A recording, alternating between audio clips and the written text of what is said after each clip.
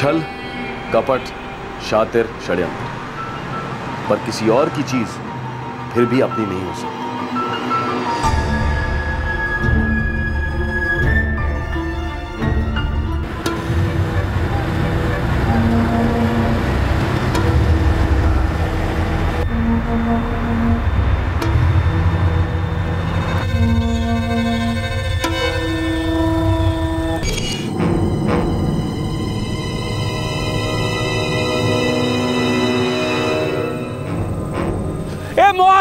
ए बंसी, सूत है आज वो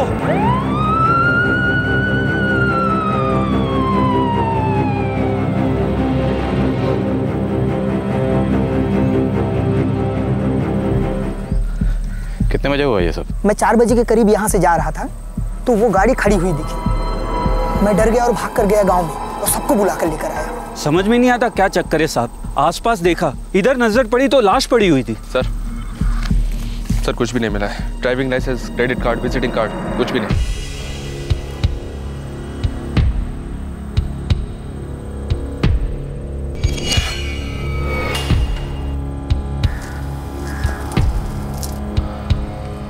दुपट्टा है किसी लेडीज का।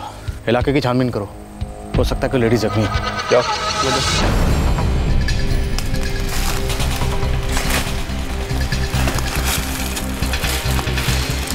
गाड़ी की हालत एकदम ठीक ठाक है, एक्सीडेंट का केस तो नहीं लगता। MH027Y76 मुंबई की गाड़ी है।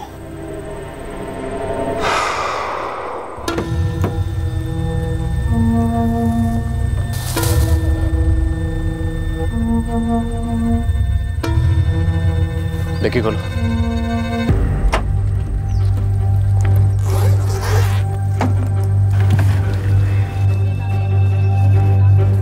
सिर्फ जेंट्स के कपड़े हैं, लेडीज के नहीं।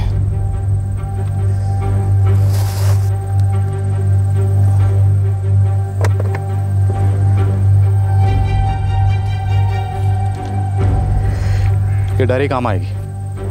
बॉडी को पोस्टमार्टम के लिए आनंद हॉस्पिटल भिजवा दो। Yes sir. मौत एक्सीडेंट से नहीं हुई है, ये बात तो पक्की है। काफी खून बह जाने से मौत हुई है। कोई तेज धार ब्लेड या फिर कोई कटर या फिर ऐसी कोई धार वाली चीज से। उम्र 50 के करीब होगी। 55 से ऊपर तो लगता है। सुसाइड हो सकता है? हो सकता है, पर सुसाइड करने के लिए कोई 1 या 2 कट करेगा, इतने सारे क्यों, और वो भी दोनों हाथों पर। इतनी बेरहमी खुद पे मुश्किल है। बॉडी पर से सारे आइडेंटिफिकेशन गायब हैं, मतलब एक्सीडेंट तो हो नहीं सकता।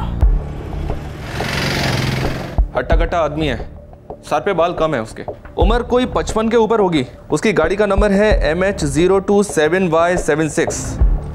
देखिए मैं पुलिस स्टेशन से बोल रहा हूँ। एक आदमी है हट्टा कट्टा, उसकी उम्र 55 के ऊपर है, सर पे बाल कम है उसके, हाइट मीडियम है। उसकी गाड़ी का नंबर है MH027Y76। सब्जियां अभी भी फ्रेश हैं, इसका मतलब ज्यादा देर पहले नहीं खरीदी गई थी। और गाड़ी में से किसी औरत का दुपट्टा मिला है, इसका मतलब उस वक्त गाड़ी में कोई औरत भी मौजूद थी। सर डायरी में A से लेकर H तक के सारे नंबर डायल करके देख चुका हूँ, लेकिन कुछ पता नहीं चला। कोई तो ऐसा नंबर होगा, होम, बा। कुछ नहीं सर, ज्यादातर नंबर मुंबई के हैं, कुछ नंबर अहमदाबाद के भी हैं। हाँ लेकिन एक बात है सर, सबके सब नंबर धंधे से जुड़े हुए हैं। मेरा मतलब है ज्यादातर शेयर मार्केट से। एक काम करो, कल सुबह बाकी के नंबर भी ट्राई करो। Yes sir. वासद गुजरात में एक सड़क के पास 55 से 60 साल की उम्र के एक आदमी की लाश मिली और पास ही मिली एक कार। ये बात बिल्कुल साफ थी कि यह मौत दुर्घटना से नहीं हुई थी, ये एक कत्ल था, लेकिन लाश की शिनाख्त नहीं हुई थी। लग रहा था कि ये एक ब्लाइंड मर्डर केस था। एक दुपट्टा, एक ताजी सब्जियों का बैग, जुर्म की सिर्फ यही एक दस्तक थी जो वहां मौजूद थी, जो शायद मुजरिम अनजाने में पीछे छोड़ गया था।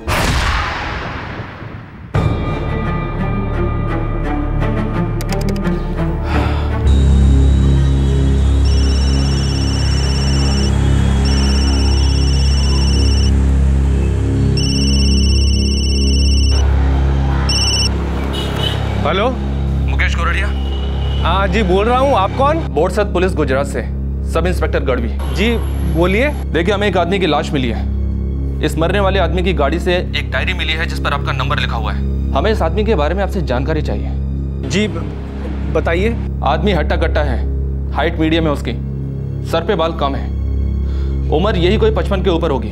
उसकी गाड़ी का नंबर है MH027Y76। ऐसे किसी नाम के आदमी को आप जानते हैं या फिर इस नंबर की किसी गाड़ी को जानते हैं?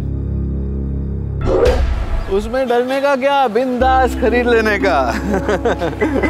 आओ मुकेश भाई, मैं बोरीवली जा रहा हूँ, आपको रास्ते में छोड़ देता हूँ।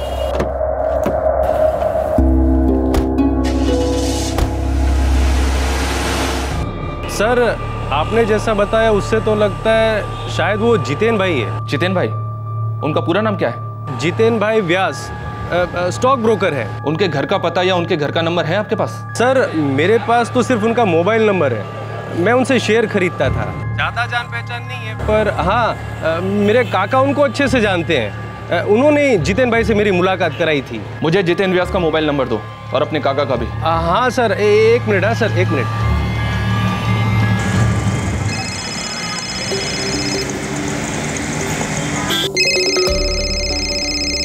પપ્પા તમારો ફોન છે। कौन छे? हेलो, जय श्री कृष्णा। अंबालाल गोरड़िया बोल रहे हैं? हाँ जी, बोलू जू। आप कौन? मैं बोरसद पुलिस स्टेशन गुजरात से सब इंस्पेक्टर गढ़वी मुकेश गोरड़िया ने मुझे आपका नंबर दिया है। बात क्या है साहब? मुझे स्टॉक ब्रोकर जितेन व्यास के घर का पता और उसका नंबर चाहिए। हाँ, लेकिन हुआ क्या है साहब? एक लाश मिली है, उसकी पहचान करवानी है, शायद वो जितेन व्यास की हो। हे भगवान, एक मिनट होल्ड करो साहब, मैं देता हूँ।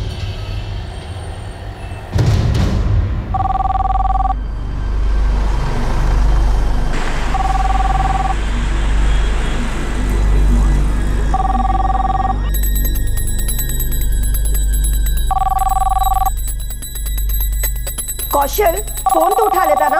लैंडलाइन है मम्मी, मेरा फोन हो ही नहीं सकता। फोन उठा लेगा तो हाथ जड़ जाएंगे क्या? Hello, Borsad police station Gujarat से सब इंस्पेक्टर गढ़वी बोल रहा हूँ।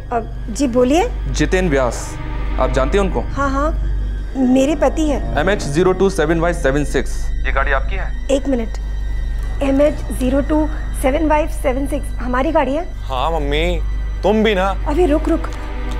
हेलो, जी हाँ हमारी गाड़ी है। स्विफ्ट डिजायर, व्हाइट कलर की। बताइए ना क्या बात है? देखिए, इस गाड़ी के पास हमें एक लाश मिली है, वासद गुजरात के पास में है। हो सकता है कि ये लाश आपके पति की हो।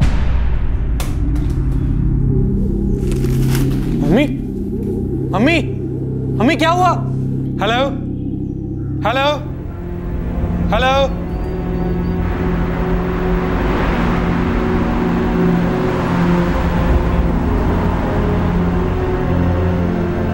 वासद में गाड़ी मिली। मुझे ये भी नहीं पता था कि पापा अहमदाबाद गए हुए थे। क्या जितेन कल लौटने वाला था अहमदाबाद से? पता नहीं, वो घर में कभी कुछ बताते थे।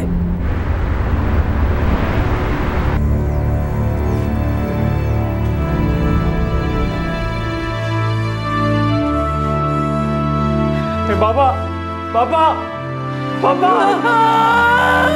पापा।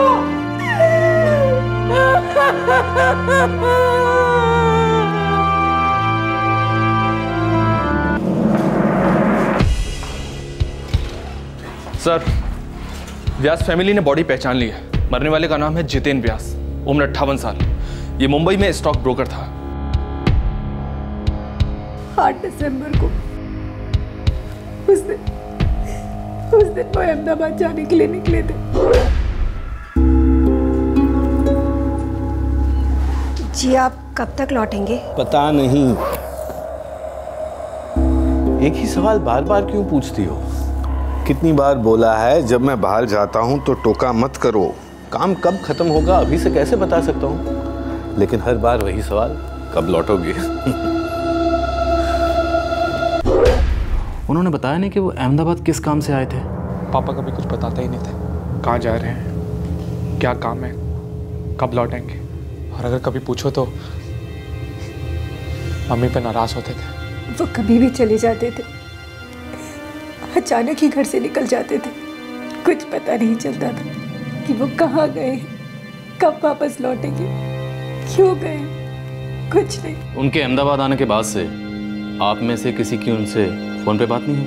13 दिसंबर को मैंने उन्हें फोन किया था, ये पूछने के लिए कि वो ठीक है कि नहीं।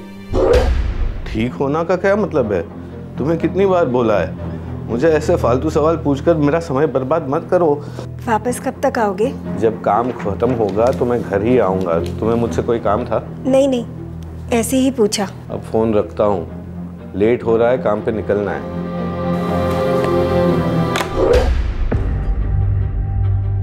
लेकिन आपके पति आपको अपने काम और अपने ट्रिप्स के बारे में बताते क्यों नहीं थे? सर, जितेन पहले से ऐसा ही था, आज़ाद मिजाज का। वो कभी भी कहीं भी अकेले ही गाड़ी लेके चल पड़ता था। कभी लोनावाला, कभी पूना, कभी अहमदाबाद। आप? मैं जितेन का चचेरा भाई हूँ, अनिल।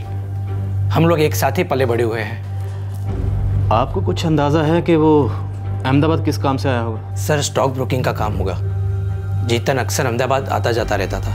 वैसे हम लोग अहमदाबाद के ही है, लेकिन कई साल पहले हमारे पेरेंट्स मुंबई में आके सेटल हुए थे। जितेन अहमदाबाद में एग्जैक्टली कहाँ रहते थे? कोई पुश्तैनी घर है या किसी रिश्तेदार के वहाँ? सर, दूर के रिश्तेदार तो काफ़ी है, लेकिन मुझे नहीं लगता वो किसी रिश्तेदार के यहाँ रुका होगा। वो होटल में ही रुका था। 9 तारीख को मेरी बात हुई, तब मणिनगर में कई होटल में था वो।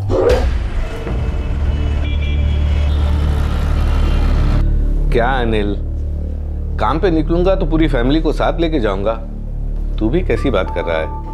तेरी बात बराबर है, लेकिन मैं क्या बोलता हूँ, अरे घर पे सबको फिक्र होती है। बा, नंदिनी भाभी, कौशल। कोई काम नहीं है क्या सब लोगों को? ठीक है, ये सब छोड़, मुझे ये बता तू है कहाँ? मणिनगर में रुका हूँ। सबको बोल चिंता ना करे, काम खत्म होते घर ही आऊंगा। अरे ये तो सब जानते हैं तू घर वापस आ जाएगा, लेकिन सुन, अब तू 25-26 साल का लड़का नहीं है कि मन किया कि गाड़ी लेके निकल पड़ा। और समझ, अब बेटा जवान हो गया है, तू भी 60 में 2 साल कम का ही है। अनिल, अपना ख्याल रखना आता है मुझे। अब डर डर के जीने का क्या फायदा? 60 हो या 16, जो भी करने का बिंदास करने का।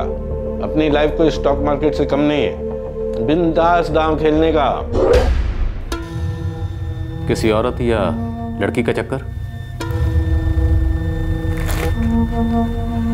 ये दुपट्टा हमें उनकी कार में मिला। उस दिन उनके साथ कोई औरत भी थी? नहीं सर, जितेन जैसा भी था वो लफड़ेबाज नहीं था।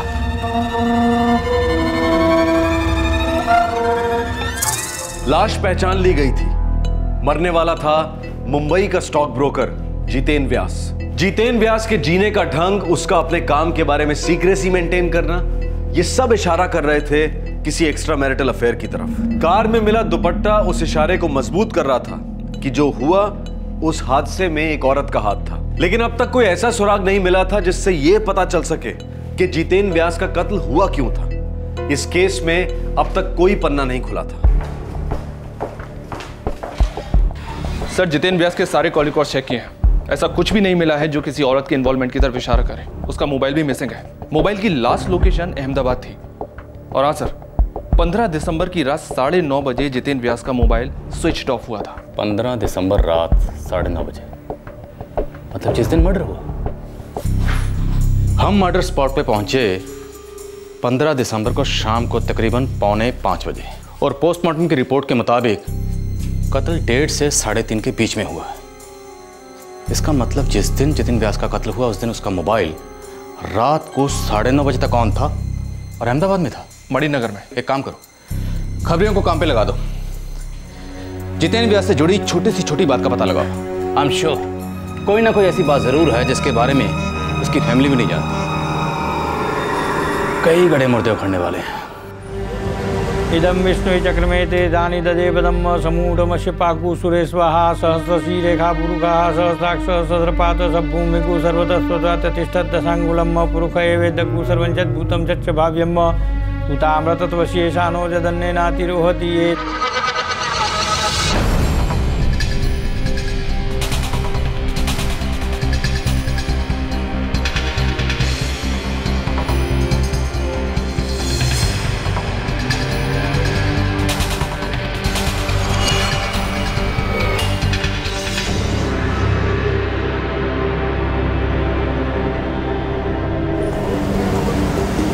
सर, धंधे में दुश्मनी का कोई एंगल नहीं लगता है। ऐसा कोई भी नहीं मिला जितने जितेन व्यास के बारे में बुरा कहा। हाँ साहब, जो भी सुना अच्छा ही सुना। यहाँ तक कि लोग कहते हैं कि बड़े दिल वाला था, दिल खोल कर मदद करता है। साहब, मुंबई में कॉलेज है जहाँ पर स्टूडेंट्स को वो स्कॉलरशिप भी इनाम में देता था। लेकिन वो अहमदाबाद किसी ऐसे चक्कर में आता जाता था जिसकी खबर किसी को नहीं थी, यहाँ तक कि उसकी फैमिली को भी नहीं। मतलब वो सबसे छुपा के कोई ना कोई काम जरूर कर रहा था। वो कॉलेज मुंबई में कहाँ पर है? जहाँ पे वो स्कॉलरशिप देता था। मलाड में बता रहा है। मुंबई पुलिस को इन्फॉर्म कर दो। कल हम तहकीकात के लिए आ रहे हैं।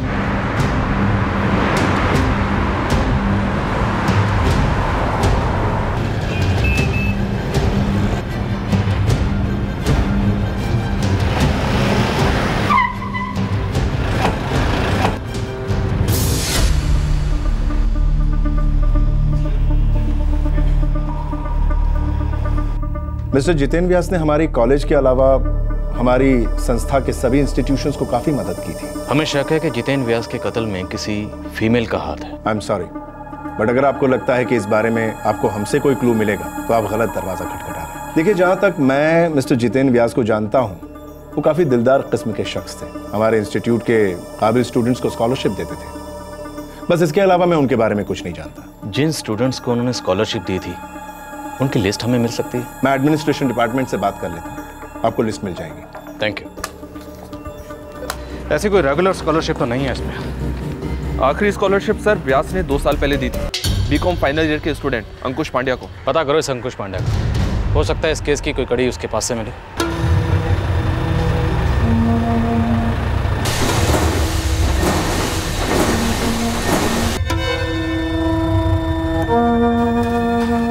साहब, कुछ पुलिस वाले हैं, आपसे मिलने।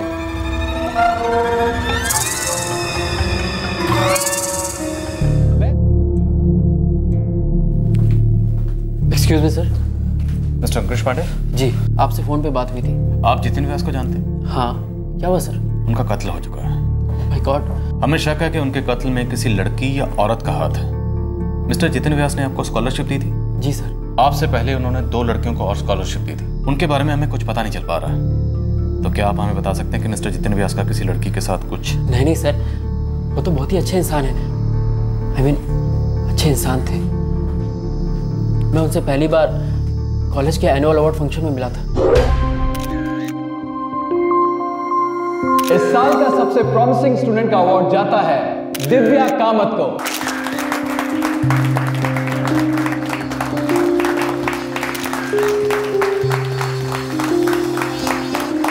और सेकेंड ईयर स्टूडेंट्स में बेस्ट स्टूडेंट का अवार्ड जाता है अंकुश पांड्या को।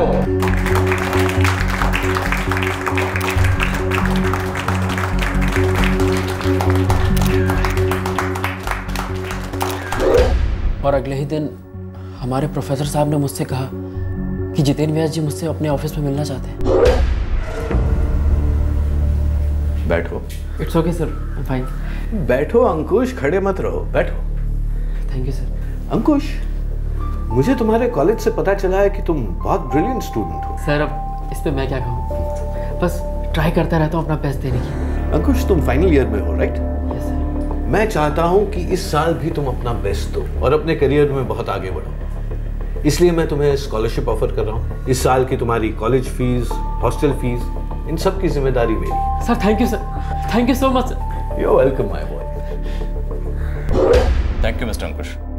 जरूरत पड़ी तो हम आपसे फिर बात करेंगे।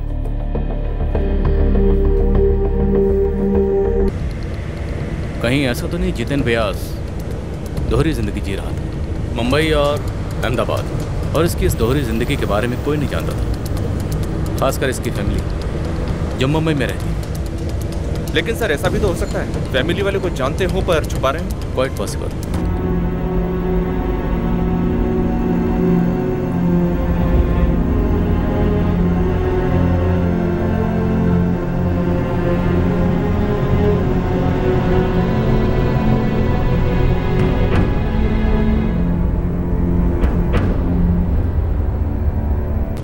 अहमदाबाद रेगुलर आना जाना था। क्यों जाता था, कहाँ रुकता था, कोई नहीं जानता, पर हम पता लगा लेंगे।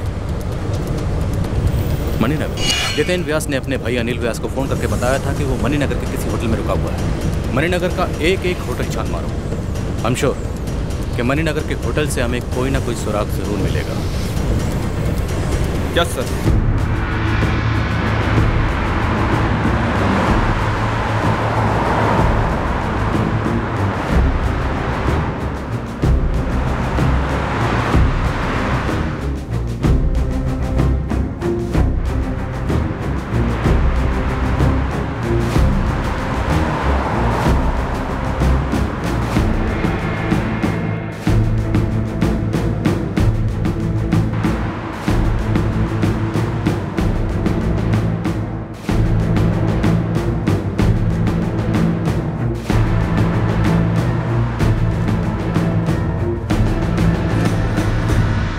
हाँ, ये मिस्टर जितेन व्यास है, हमारे होटल के क्लाइंट हैं।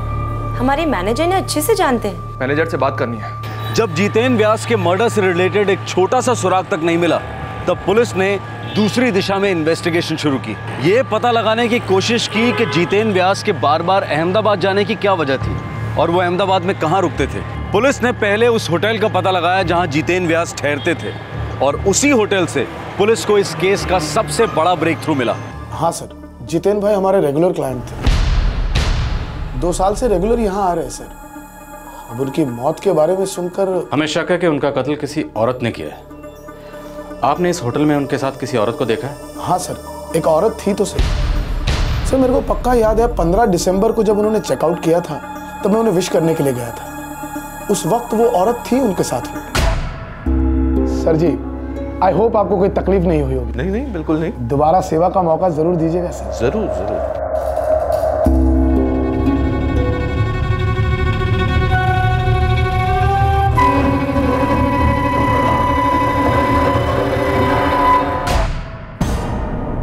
उस औरत ने ये दुपट्टा ओढ़ रखा था।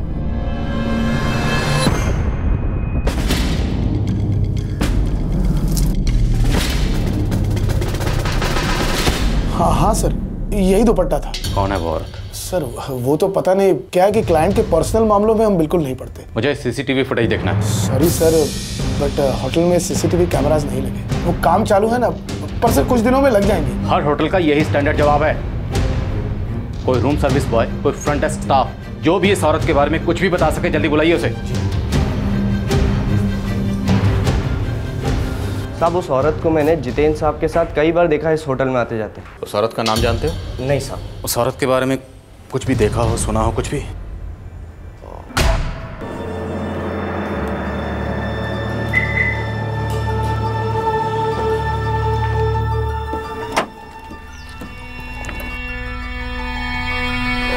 जी नहीं, आज गाड़ी मैं चलाऊंगी। ड्राइविंग बराबर से सीखा है?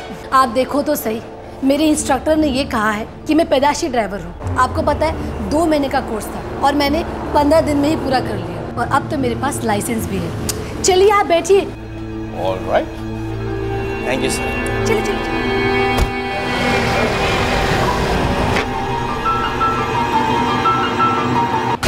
बस साहब, मैं इतना ही जानता हूँ। Thank you. 15 दिनों में ड्राइविंग सीखी है, मतलब किसी ड्राइविंग स्कूल में गई होगी। सर, अहमदाबाद के सारे ड्राइविंग स्कूल छान मारने होंगे। हमें किसी भी हालत में इस औरत तक पहुंचना ही होगा। पुलिस की तहकीकात उन्हें उस होटल तक ले आई जहां मुंबई के स्टॉक ब्रोकर जितेन व्यास अहमदाबाद आने के बाद रुका करते थे। साथ ही ये भी पता चला कि वासद गुजरात के पास जिस दिन उनका कत्ल हुआ था, उसी दिन उन्होंने होटल से चेकआउट किया था और उस वक्त उनके साथ एक औरत थी। उस औरत तक पहुंचने का अब तक सिर्फ एक ही सुराग हाथ आया था और वो ये कि उस औरत ने कहीं किसी ड्राइविंग स्कूल से ड्राइविंग सीखी थी।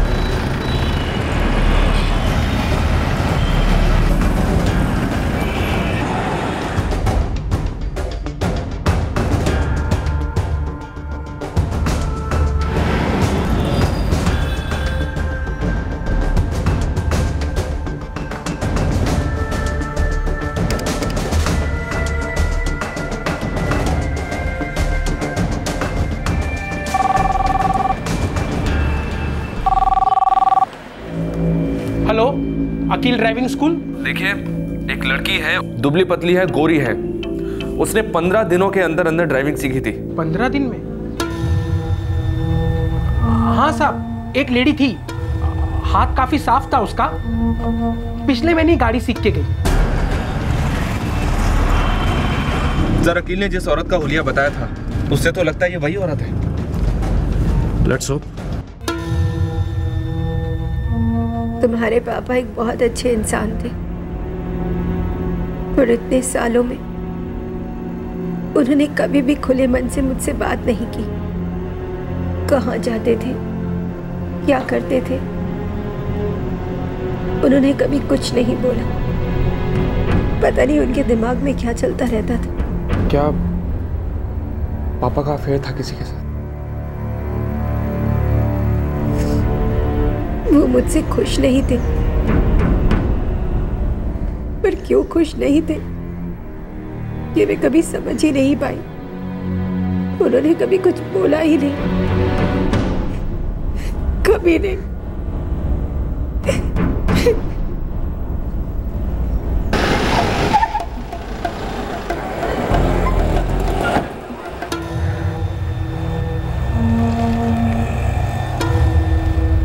साहब, ये दुपट्टा तो मैं नहीं पहचानता, पर आप लोगों ने जो हुलिया बताया है, ऐसी एक लेडी को मैंने ट्रेनिंग दी थी।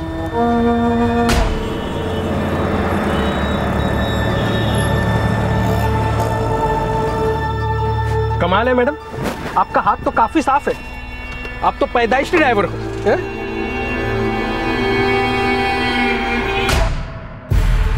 कौन थी वो औरत? सर, सपना नाम था उसका। सपना? उसका फ़ोन नंबर और एड्रेस चाहिए। सर, वो मुझे मालूम है। तुम्हारे ड्राइविंग स्कूल से उसने गाड़ी चलानी सीखी, लाइसेंस बनवाया, तुम्हारे पास उसका पता और फ़ोन नंबर नहीं है?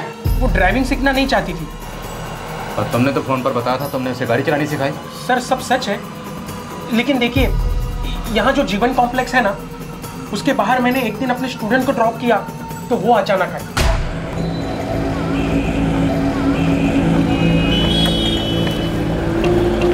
चल।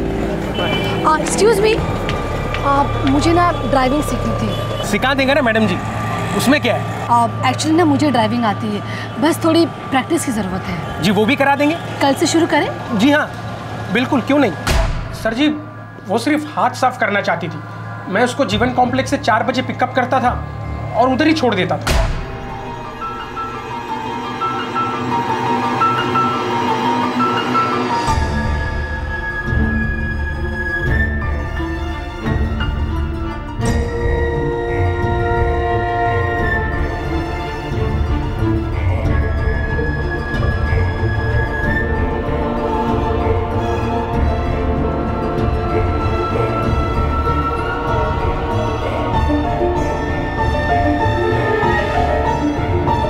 सर जी, उसको लाइसेंस नहीं बनवाना था, इसलिए मैंने उसको 15 दिन का 1500 रुपये बोला। लेडीज लोग पे आदमी लोग आराम से भरोसा कर जाता है, यही मिस्टेक हो गई। वो जीवन कॉम्प्लेक्स में नौकरी करती थी? वो तो पता नहीं, लेकिन रोज वहीं मिलती थी। है कहाँ ये जीवन कॉम्प्लेक्स? जी यही, ये मणिनगर में। ऐसा लग रहा था कि पुलिस का तीर बिल्कुल सही निशाने पर लगा था, लेकिन पुलिस के पास अब तक सिर्फ एक आधा अधूरा नाम था, सपना। एक आदमी जिसकी छवि अपने परिवार में, अपने शहर में इतनी साफ सुथरी थी, उसका इस सपना नाम की औरत के साथ क्या रिश्ता हो सकता है? और क्या सपना का जितेन व्यास के मर्डर के साथ कोई ताल्लुक था?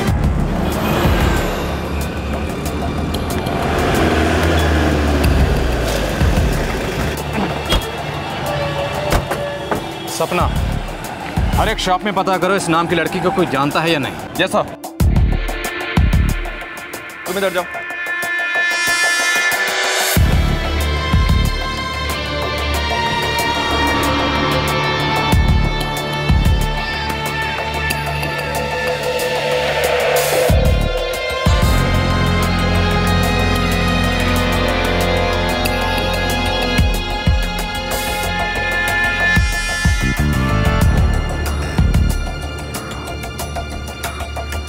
सपना, वो तो मेरे यहाँ फैशन डिजाइनिंग का काम करती थी। अभी नवंबर के लास्ट वीक तक तो यहीं थी। अभी वो कहाँ काम करती है? पता नहीं सर। आपके पास उसका फोन नंबर या एड्रेस है? एक मिनट सर।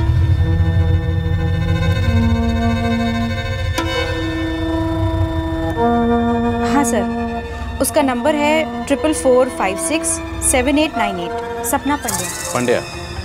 सपना पंड्या? हाँ, सपना पंड्या। यहीं मणिनगर में ही तो कहीं रहती है, पर सर मेरे पास उसका एड्रेस नहीं है। सपना पंड्या? सर, फोन अभी भी बंद है। हा? सपना का फोन अभी भी बंद है। गढ़वी, वो तुम्हें लड़का याद है जिसे हम सूरत में मिले थे, जिसे जितेन व्यास ने स्कॉलरशिप दी थी? Exactly. Excuse me sir. Mister Ankush Pandey? जी, आपसे फोन पे बात हुई थी। अंकुश पंड्या?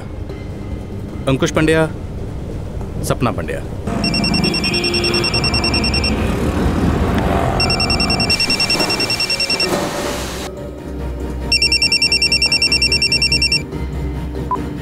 हेलो, फोर्सेस से इंस्पेक्टर अंतानी बोल रहा हूँ। सपना पंड्या को जानते हो? सर, मेरी बड़ी बहन है। क्या हुआ? अहमदाबाद में रहती है? हाँ सर, पर बात मणिनगर में? हाँ, मम्मी पापा के साथ रहती है, पर सर। फैशन डिजाइनर है? हाँ सर, पर हुआ क्या है? आप इतनी पूछताछ क्यों कर रहे हैं? उसका एड्रेस बोल। सर बात क्या है बताएंगे मुझे? अहमदाबाद में उसका एड्रेस बोल जल्दी से। और सुन, उसे इस बारे में इन्फॉर्म मत करना, वरना उसके साथ साथ तू भी इस लपेटे में आ जाएगा, समझे?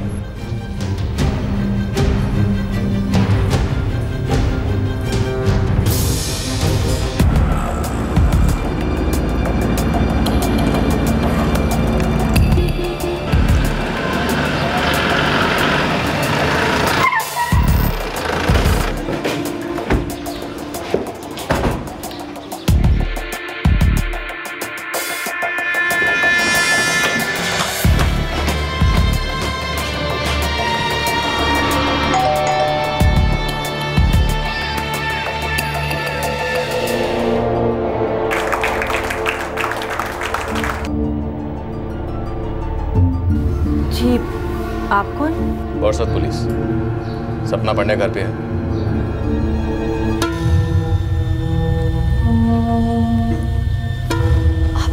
जी हाँ, ये दुपट्टा मेरा ही है। ये दुपट्टा आपने 15 दिसंबर को जितेन व्यास की कार में छोड़ दिया था, जब उन्होंने ग्रैंड होटल से चेकआउट किया था। जी हाँ, इनफैक्ट मैंने उनकी कार भी ड्राइव की थी। उसके बाद मैं उन्हें यहाँ अपने घर लंच के लिए लेकर आई थी। उन्हें लंच वंच करवाने के बाद आप उन्हें वासद ले गई और वहां ले जाकर उनका कत्ल कर दिया। क्या? कत्ल? जी हाँ, मर्डर। कत्ल हो गया उनका? और आप ये क्या बकवास कर रहे हैं? मैं उन्हें यहाँ लंच ले लेकर आई थी।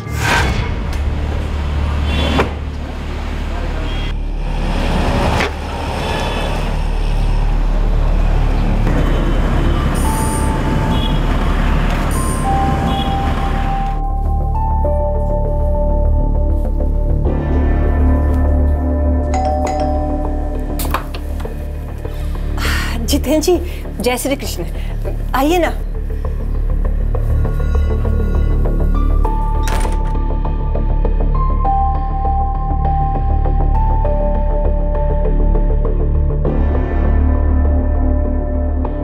जितेन व्यास जी ने हमारे साथ लंच किया और लंच करने के बाद वो यहाँ से चले गए। और हाँ, ये दुपट्टा उनकी गाड़ी में रह गया था। उनके जाने के बाद मुझे याद आया, इसलिए मैंने उन्हें कई बार फ़ोन भी किया, लेकिन अब मुझे पता चला कि वो अपना फ़ोन आंसर क्यों नहीं कर रहे थे। क्योंकि अहमदाबाद से मुंबई लौटते वक्त वासद में उनका कत्ल हो चुका था।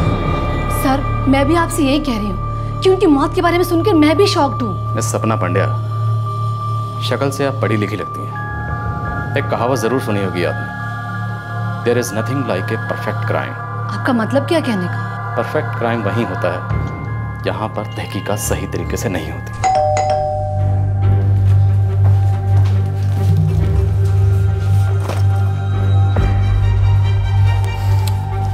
पिछले 2 घंटे में जब से आप दोनों जितेन व्यास की मौत पर इतना शॉक और इतना इनोसेंट होने का नाटक कर रही हैं, हमने आपके कॉल रिकॉर्ड्स चेक करवाए हैं। मिस सपना, आपका मोबाइल जो अभी तो स्विच ऑफ है, लेकिन 15 दिसंबर को न सिर्फ आपका दुपट्टा जितेन व्यास की कार में था, बल्कि शाम को 4:30 बजे तक आपके और आपकी मां के मोबाइल की फोन की लोकेशन वासद में ही थी। शाम 4:30 बजे तक। उसके बाद आप लोग अहमदाबाद गए। अजीब इत्तेफाक है ना?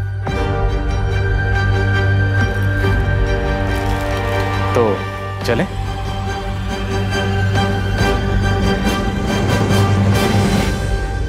सपना पंड्या और उसकी मां संगीता पंड्या आखिरकार पुलिस उन तक पहुंची गई। पुलिस के पास इस बात की पक्की लीड थी कि ये दोनों वहां पर मौजूद थी जहां पर जितेन व्यास की लाश मिली थी। लेकिन इस रहस्य से अब तक पर्दा नहीं उठ पाया था कि जितेन व्यास का मर्डर आखिर हुआ क्यों था, क्या था इस जुर्म का मकसद, और क्या सचमुच इस जुर्म की दस्तक किसी ने नहीं सुनी थी।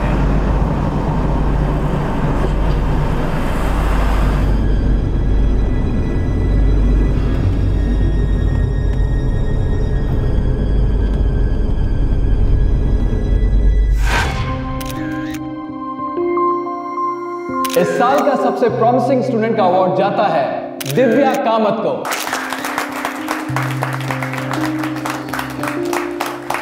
और सेकेंड ईयर स्टूडेंट्स में बेस्ट स्टूडेंट का अवार्ड जाता है अंकुश पंड्या को।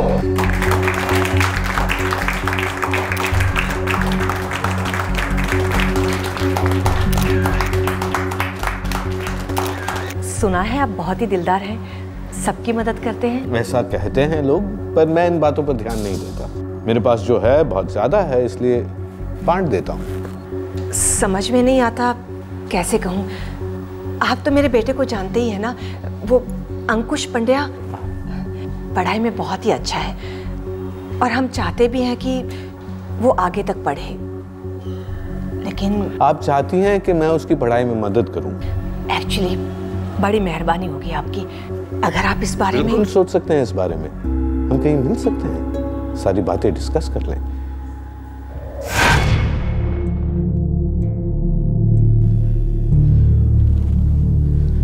आपके घर जाने से पहले हमने आपके बारे में आपके पड़ोसियों से पूछताछ की थी।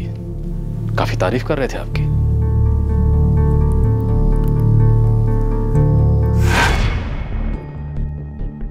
ज्यादा कुछ तो मैं बोलूंगी नहीं सर, पर हाँ 2 सालों में अचानक पंड्या जी के घर में बहुत सारे बदलाव नजर आने लग गए। जैसे संगीता का पति घनश्याम रिटायर्ड हैं, ज्यादा कमाई तो थी नहीं, मिडिल क्लास लोग थे।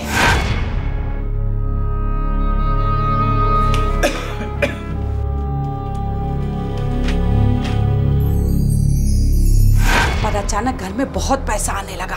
2 सालों में हुआ ये सब कुछ। भगवान जाने कहां से इतना पैसा आया कि उन लोगों के रंग ढंग ही बदल गए। साहब, सोसाइटी में बहुत सारी बातें होने लगी। जहां धुआं है वहां आग तो होगी ना।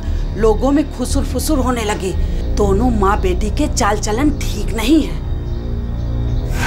जिस दिन जितेन व्यास का कत्ल हुआ उस दिन आप दोनों का वासद में होना, और जब जितेन व्यास ने मणिनगर के ग्रैंड होटल से चेकआउट किया तब आपका उनके साथ होना, और जितेन व्यास की कार में आपके दुपट्टे का मिलना, ये सब साबित करने के लिए काफी है कि उनके कत्ल में आप दोनों का हाथ है। वो आप दोनों के पास सिर्फ एक ऑप्शन है, सच बोलने का, सिर्फ सच।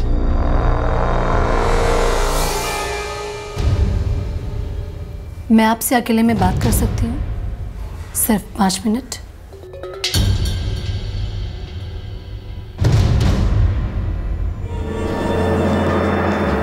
बैठ।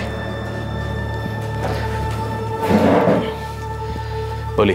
परफेक्ट क्राइम जैसा कुछ भी नहीं होता है, मैं मानती हूँ। और मैं ये भी मानती हूँ, जैसा आपने मुझसे कहा, कि परफेक्ट क्राइम तभी मुमकिन है जब उसकी तहकीकात ठीक से ना की जाए या फिर की ही ना जाए। क्या चाहती हो? कीमत दे सकती हूँ मैं इस केस को बंद करने की कीमत। कितने? आपको कितने चाहिए? इट डिपेंड्स कि जुर्म क्यों हुआ और कैसे हुआ। इससे आपका क्या लेना देना? मैडम, जिसे ख़त्म करना है वो शुरू कैसे हुआ और क्यों हुआ ये तो जानना पड़ेगा। आई मीन ये तो क्लियर है कि ये जुर्म तुमने किया, लेकिन ये क्यों हुआ और कैसे हुआ ये तो जानना पड़ेगा ना, ताकि मैं सबूतों को मिटा सकूं। मैं इस केस का इन्वेस्टिगेशन ऑफिसर हूं, इसलिए मुझे केस तो फाइल करनी पड़ेगी कि इस केस में कोई प्रोग्रेस हुई या नहीं हुई, और अगर नहीं हुई तो क्यों नहीं हुई ये तो बताना पड़ेगा। जब तुम मुझे बताओगी कि ये जुर्म तुमने क्यों किया और कैसे किया, तभी तो मैं तय कर पाऊंगा कि इस केस को सल्टाना कैसे है और सल्टाने का रोकड़ा कितना लगेगा। ठीक है, मैं सब बताऊंगी, लेकिन आप मेरी माँ को इन सब से दूर रखेंगे। डन।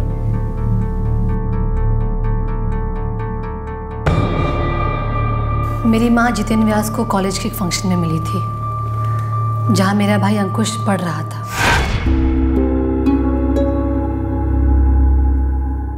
हम लोग बहुत गरीब थे, हमारा गुजारा बस हो जाता था। मेरे पापा की कमाई भी कुछ खास नहीं थी, और अब तो वो रिटायर भी हो चुके हैं। जितेन व्यास एक दिलदार आदमी था, उसने मेरे भाई अंकुश को स्कॉलरशिप भी दी थी।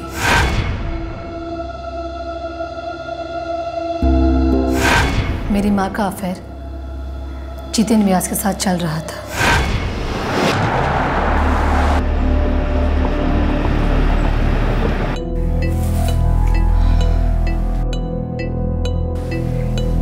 जितेन, तुम्हारी बीवी मेरे बारे में नहीं जानती है ना? जानकर क्या करेगी? तुम्हारा पति वो जानता है। वो जानकर क्या करेगा? वैसे भी क्या फर्क पड़ता है? जिंदगी में कौन सा सुख देखा है मैंने उसके साथ।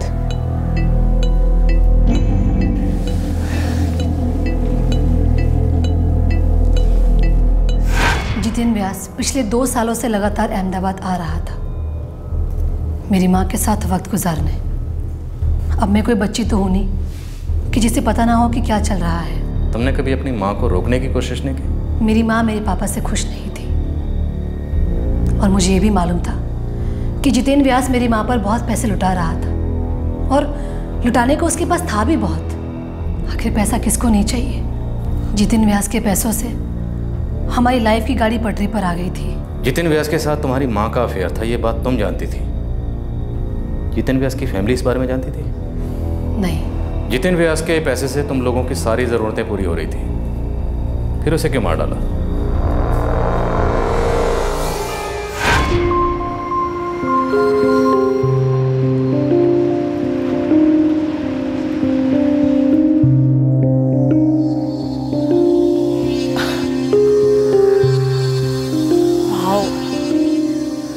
कितनी बड़ी जमीन है ना।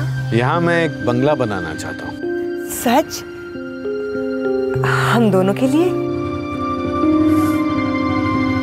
वैसे इस जमीन की कीमत क्या होगी? गेस करो। 1 करोड़? क्लोज, बस एक 0 बढ़ा दो।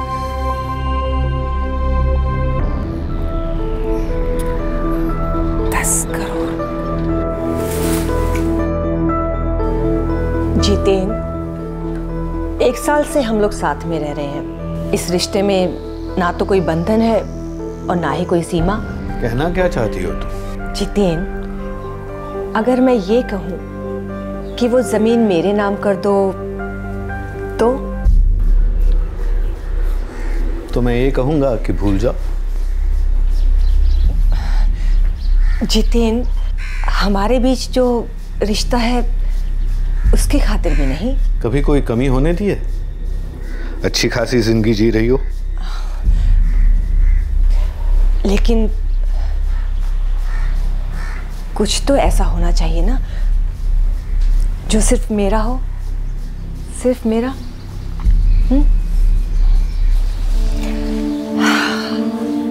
मैंने कुछ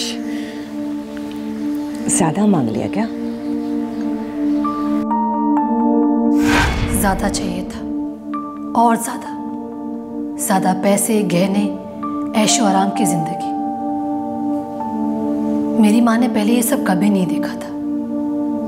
उन्होंने सिर्फ गरीबी ही देखी थी और जब से ये आदमी मेरी माँ की जिंदगी में आया उसने मेरी माँ पर बहुत लुटाया। कुछ ख्वाहिशें पूरी भी हुई और कुछ पूरे करने के अरमान जाग गए। और जब जितेन व्यास ने तुम लोगों के नए जागे हुए अरमानों को पूरा करने से मना कर दिया तो तुम लोगों ने उसे ही सुला दिया, हमेशा हमेशा के लिए। उसने मेरी माँ से वादा किया था कि वो जमीन मेरी माँ के नाम पर कर देगा, मगर उसने भी एक डिमांड रखी। पैसा अगर पास में हो तो जिंदगी बहुत ही आसान हो जाती है। इंसान अपना हर अरमान पूरा कर सकता है, फिर चाहे जैसा भी क्यों ना हो, हर खुशी हासिल कर सकता है। रुपया अगर पास में हो तो दुख कोसों पीछे छूट जाते हैं और हम बहुत आगे निकल जाते हैं। बस पैसा होना चाहिए। बेटा, मैं तुम्हें और अंकुश को एक बेहतर जिंदगी देना चाहती हूँ, बहुत ही अच्छी जिंदगी। लेकिन तुम तो जानती ही हो, तुम्हारे पापा की जितनी इनकम है उससे तो जरूरतें ही पूरी नहीं होती। बेटा, हमारे पास ये एक मौका है, हम सबकी जिंदगी बदल जाएगी। ये सब कुछ बदल सकता है।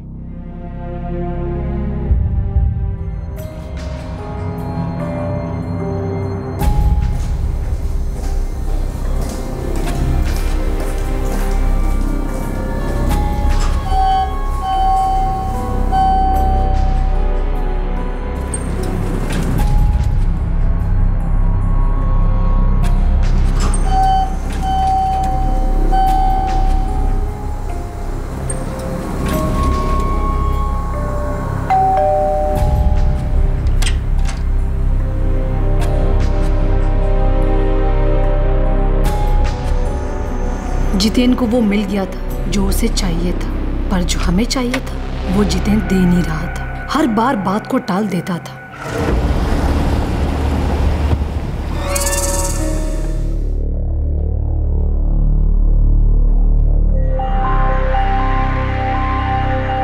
जितेन, तुम मुझे धोखा दे रहे हो? नहीं, उतावली क्यों हो रही हो? शांति से चाय तो पीने दो। लेकिन तुमने वादा किया था मुझसे कि वो जमीन मेरे नाम कर दोगे, इसलिए सपना को भी तुम्हारे पास भेज दिया था मैंने। संगीता, तुम तो ऐसे फड़फड़ा रही हो जैसे कि मैं 1-2 दिन में मरने वाला हूँ। क्या? लेकिन तुमने वादा किया था मुझसे। मैंने क्या तुम्हें रास्ते पे भूखा मरने के लिए छोड़ा है? अच्छी खासी जिंदगी जीती हो, जो चाहती हो देता हूँ। इंसान को अपनी औकात से ज्यादा बड़े सपने भी नहीं देखने चाहिए।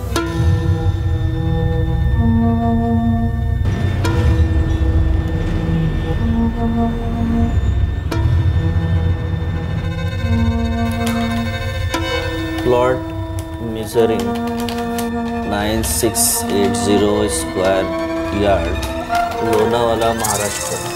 Plot number 12B, in the name of Mr. Jiten Vyas, resident of. पता 1203 दीवान हाइट्स, प्रसाद लेन। 1203 दीवान हाइट, प्रसाद लेन।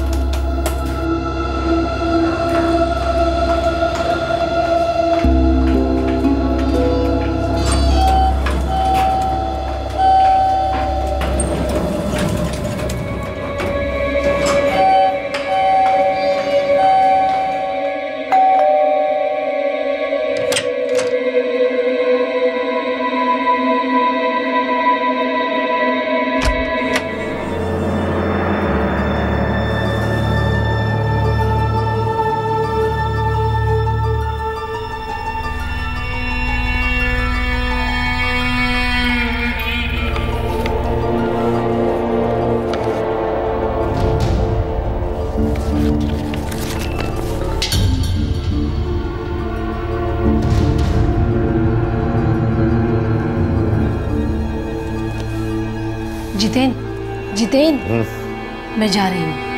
ओके, गुड नाइट, कल मिलते हैं। जितेन, मैं सोच रही थी कि मैं कैम्ब्रिज से कॉरेस्पॉन्डेंस का एक कोर्स कर लेती हूँ, फैशन डिजाइनिंग का। अच्छी बात है, कर लो। मुझे ना उसके लिए एक स्पॉन्सर चाहिए। सोचो मत, मेरा नाम डाल दो। आपका नाम तो मैंने पहले से ही दे दिया है। तो फिर? वो क्या है ना, मुझे इन फॉर्म्स पर आपके सिग्नेचर चाहिए। मुझे ना ये कल ही सबमिट करना है। जितेन, सुन रहे हो ना आप? मुझे इन फॉर्म पर आपके सिग्नेचर चाहिए। मुझे कल ही सबमिट करना है, प्लीज कर दीजिए। ये लीजिए।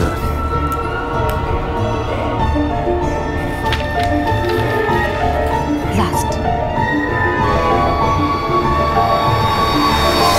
मैंने जितेन व्यास की ड्रिंक में कुछ मिला दिया था और फिर जमीन के लीगल पेपर्स पर साइन करवा लिए और वो जमीन हमारे नाम पर हो गई। जितेन व्यास की वाइफ को इसके बारे में कुछ नहीं पता था? नहीं, उसको कुछ नहीं पता था। तो जमीन तुम्हारे और तुम्हारी माँ के नाम ट्रांसफर हो गई थी? हमारे नाम पर तो हो गई थी, मगर हमारे नहीं हुई थी।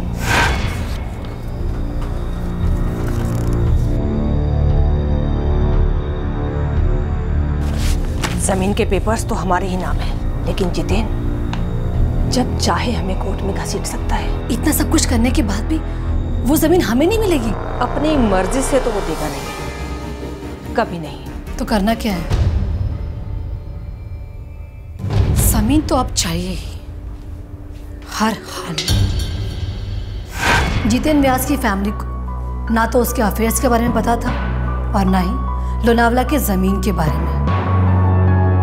अगर वो जमीन हमारे नाम पर हो जाती तो जितेन व्यास की फैमिली को कभी मालूम नहीं पड़ता, लेकिन उस जमीन का हमारे पास आने के लिए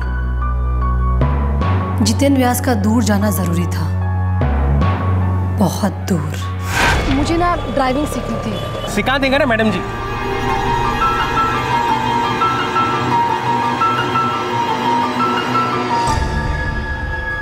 आज गाड़ी मैं चलाऊंगी। ड्राइविंग बराबर से सीखा है? 2 महीने का कोर्स था और मैंने 15 दिन में ही पूरा कर लिया।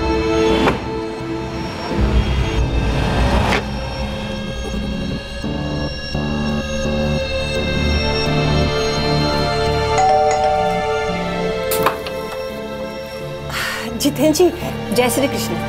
आइए ना।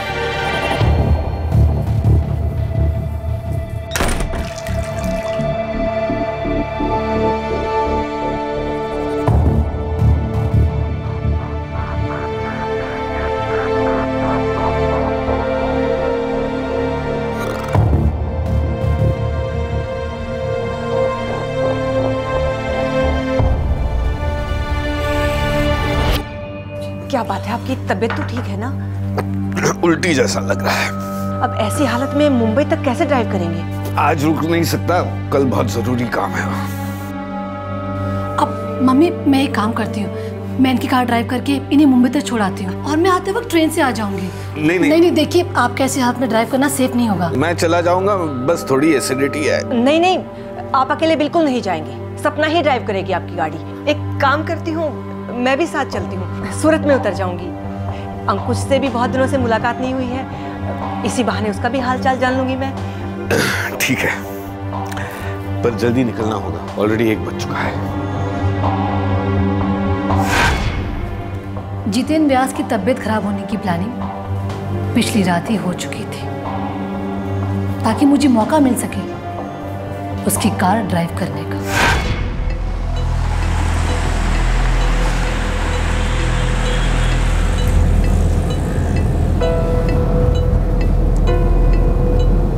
आनंद की तरफ ले ले। आनंद क्यों? अब आप आराम कीजिए ना।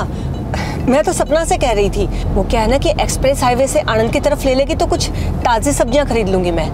अंकुश को अपने हाथों से खाना बनाकर खिलाना चाहती हूँ ना, इसलिए बस।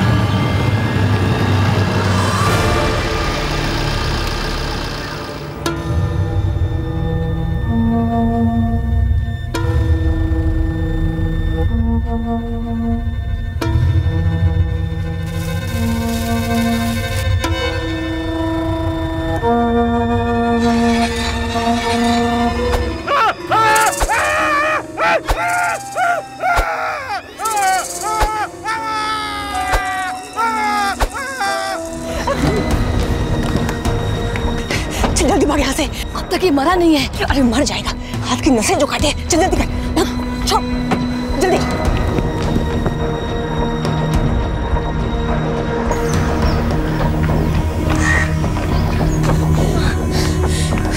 एक काम करते हैं, स्टेशन चलते हैं, अहमदाबाद के लिए ट्रेन पकड़ लेंगे। चल जल्दी कर। माँ, मेरा दुपट्टा। क्या? माँ, मेरा दुपट्टा गाड़ी में रह गया। हे भगवान, अपनी चीजों का ध्यान नहीं रख सकते ना तुम। चल जल्दी कर, लेकर आते हैं।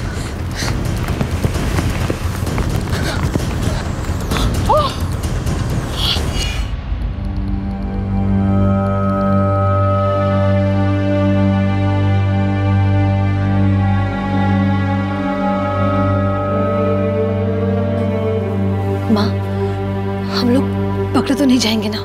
तू चिंता मत कर, बचेगा नहीं वो। वैसे भी उसके पर्स से सारा सामान निकाल लिया था मैंने, कोई पहचान ही नहीं पाएगा कि वो था कौन।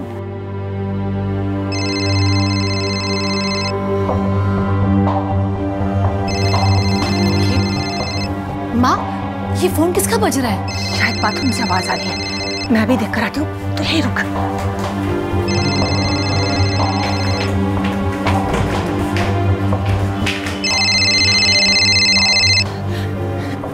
ये देख, जितेन अपना मोबाइल बाथरूम में भूल कर चला गया। माँ जल्दी से स्विच ऑफ करो, जल्दी। तो कहानी खत्म हुई। अब उस जमीन पर क्लेम करने वाला कोई नहीं है। वो जमीन हमारी है, पूरे 10 करोड़ की जमीन। तो अब बोलो, क्या कीमत है आपकी?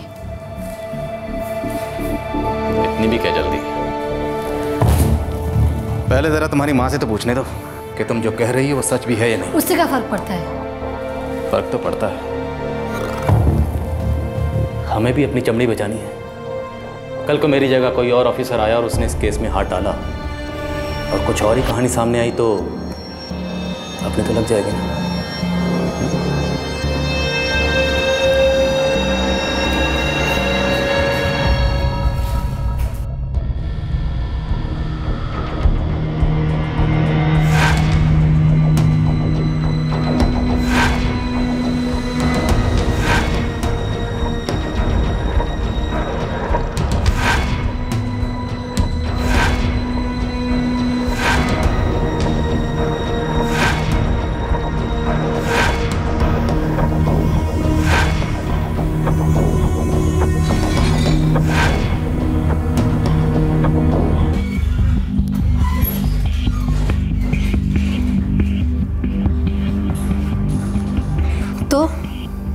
सुन लिया? Any doubt? No doubt. तुम दोनों माँ बेटे की कहानी एकदम सेम है, एकदम ज़ेरॉक्स। तो बोलिए, कितने चाहिए? गरीब होना कोई जुर्म नहीं है, ऊंचे सपने देखना जुर्म नहीं है, बड़ा बनने की कोशिश करना भी जुर्म नहीं है, लेकिन किसी दूसरे की चीज़ को नाजायज़ तरीके से अपना बनाने की कोशिश करना जुर्म है, बहुत बड़ा जुर्म। क्योंकि किसी दूसरे की चीज कभी तुम्हारी नहीं हो सकती, चाहे जितना भी शातिर दिमाग लगाओ, चाहे जितने भी षड्यंत्र रचो। उपदेश छोड़िए, जमीन पूरे 10 करोड़ की है। आपको जितना चाहिए हम दे देंगे, आप बस ये केस बंद कर दो। मानता हूं माहौल खराब है, इसलिए आप मेरे पुलिस स्टेशन में बैठकर मुझे रिश्वत देने की जुर्रत कर पा रही। पर एक बात याद दिला दूं, यह जरूरी नहीं है कि हर पुलिस वाले का ज़मीर बिक चुका है या बिक सकता है। तगड़ी चार्जशीट बनेगी, ये मेरा वादा है। That's the promise.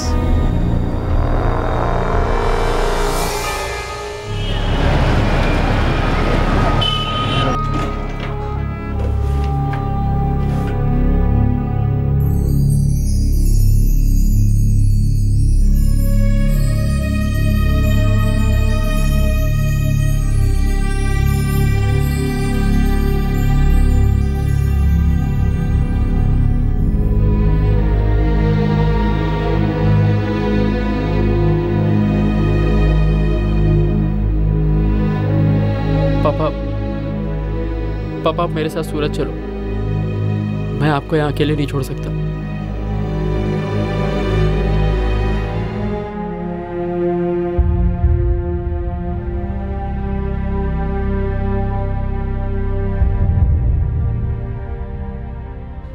वो इतने ज्यादा नाखुश थे मुझसे, इतने ज्यादा।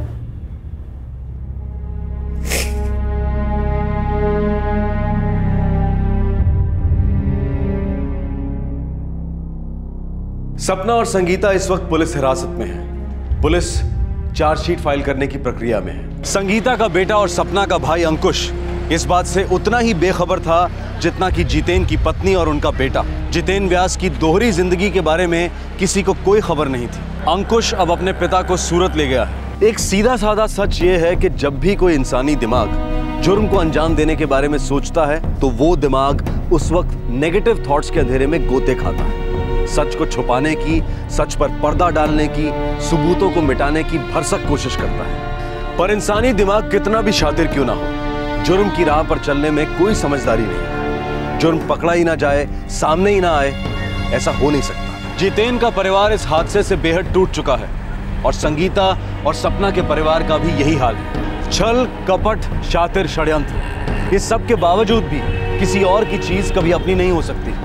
और ये सच दोनों पर लागू होता है। हम जब भी ये कहते हैं there can never be a perfect crime, तब हमें लोगों से ऐसी प्रतिक्रियाएं मिलती हैं कि ऐसे तो अनगिनत उदाहरण हैं जहां समाज के पावरफुल लोग जुर्म करते हैं और साफ बच निकलते हैं। ये बात गलत नहीं है, हमारे सामने जुर्म की ऐसी कई मिसालें हैं जहां पीड़ित को न्याय नहीं मिल पाया। गुनहगार आसानी से छूट गए और आजादी से घूम रहे हैं, हथेलियां गर्म की जाती रही हैं, सच बिकता रहा है। लेकिन विश्वास कीजिए, हमारे सामने ऐसी भी कई मिसालें हैं जहां पीड़ित को न्याय मिला है और गुनहगार को सजा, फिर वो चाहे कितना ही पावरफुल क्यों ना हो। आप किसी भी देश का इतिहास उठाकर देख लीजिए, दुनिया का कितना भी ताकतवर इंसान क्यों ना हो, लेकिन जुर्म करने के बाद उसे सुख, चैन और सुकून की जिंदगी नहीं मिलती। आप गलत मत समझिएगा, हम ईश्वर के न्याय या किसी डिवाइन रिट्रीब्यूशन की बात नहीं कर रहे हैं। हम बात कर रहे हैं, हम उल्लेख कर रहे हैं कुदरत के एक सीधे से नियम का। जितना आप देते हैं उससे ज्यादा ले नहीं सकते। इसी विचार के साथ हम आपसे विदा लेते हैं। आपसे फिर मुलाकात होगी क्राइम पेट्रोल दस्तक में एक और नए केस के साथ। तब तक अपना ख्याल रखें, सुरक्षित रहें और याद रखें, क्राइम नेवर पेज। जय हिंद। क्राइम पेट्रोल के और भी दिलचस्प कहानी देखने के लिए हमारे चैनल को सब्सक्राइब करें और बेल आइकॉन दबाना न भूलें।